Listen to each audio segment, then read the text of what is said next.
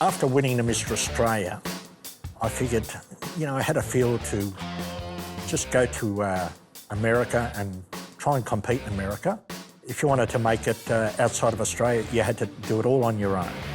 I chose New York because I like danger mixed with excitement, and that city just suited my mentality.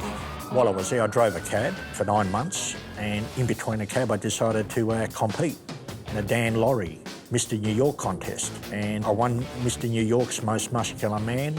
I upset everyone there because I was like an unknown, and it's a tough title to win because you got everyone, you got all the boroughs going in it. To me, it was great because I love New York, and to come back with part of it, to me, it was more than a title. It was like a memento as well. After 9 months, the excitement ran out. I thought I'd be there a lot longer, to be honest, but no, then I started missing home. Australia was part of me. I came back with more inspiration, and I figured, I got to get some brotherhood happening back here in Australia. So I came back with that brotherhood feel. The sport wasn't really going anywhere. The halls were small, not many shows a year. No one knew who won. So to me, it was like no history. You win, and after it, it's all over.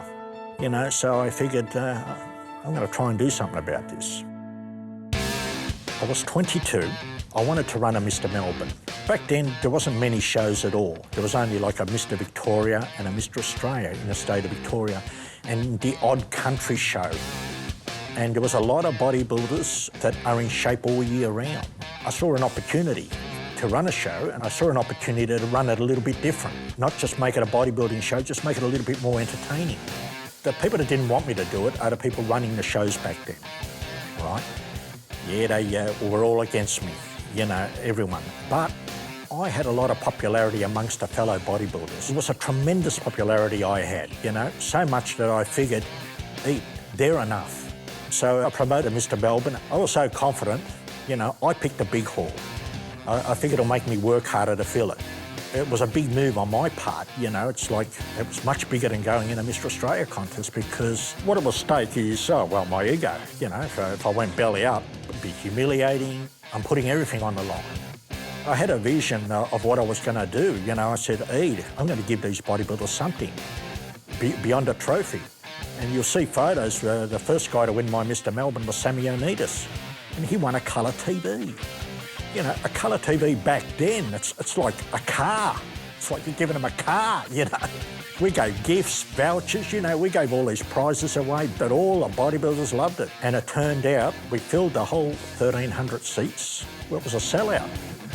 My ultimate goal is to run a professional organisation where Australian bodybuilders could win someday and good titles. The reason for that is I wanted the best bodybuilders not to retire. I wanted them to stay because if you get enough good bodybuilders around, the sport will grow.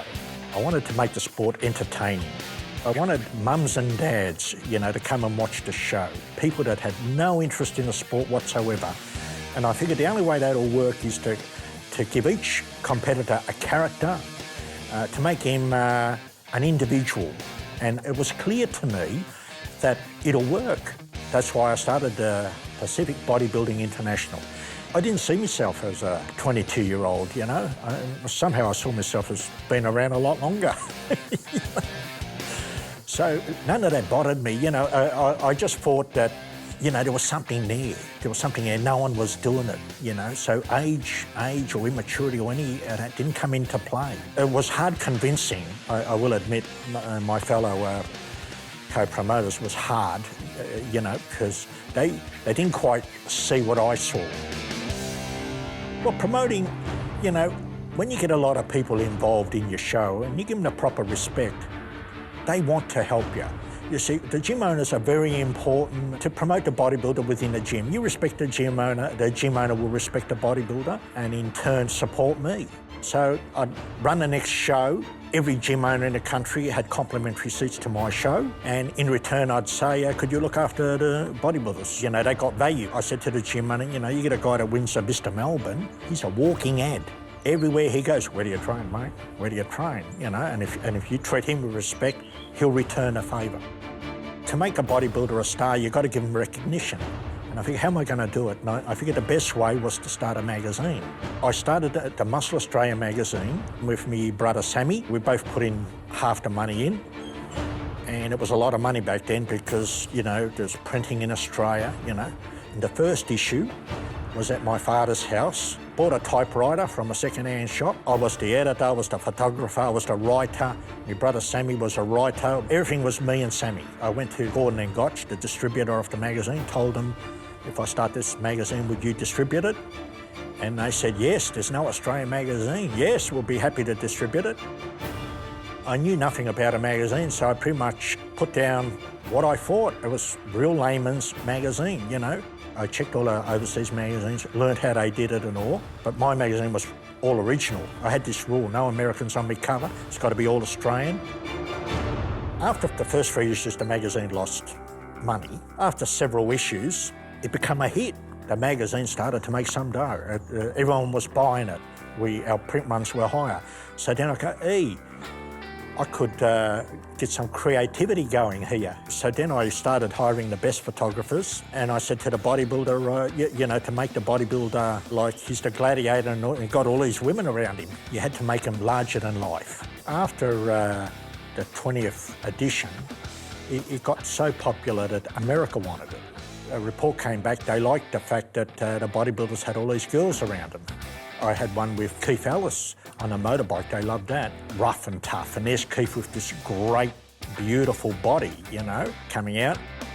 And then we had another one with Sammy Onitas with the lightning. You know, he's holding chains and 2 girls. Those sort of photos is what attracted the US. Ended up in 18 countries, and it just got more and more successful. People wanted to advertise in my magazine, and I started a health food company just to fill pages in my magazine, just to make it work. I ended up starting my own company called Elixir Naturopathics. It started small and it became big. It ended up the second biggest supplement company in Australia. My products were everywhere. The magazine helped sell the product. I had health food stores ringing me. Oh, you got it in such a store, could I have it? It got real big because back then, you know, I had 2 magazines going. I also had a fitness magazine going. I started launching books. I had free gyms. I ran bodybuilding in every state. Bodybuilding was very big. I was successful, you know, bought a Rolls Royce, bought a lot of fancy things, paintings and God knows what. Bought a large building in the city. The only reason I bought all those is because I had the dough. But the motivation was to make the sport very powerful. And I kept putting a lot more money back into shows, you know, back into running the sport. And because I was doing well, I figured I'd share some with the bodybuilders, you know. I started giving away $10,000 a show prize money.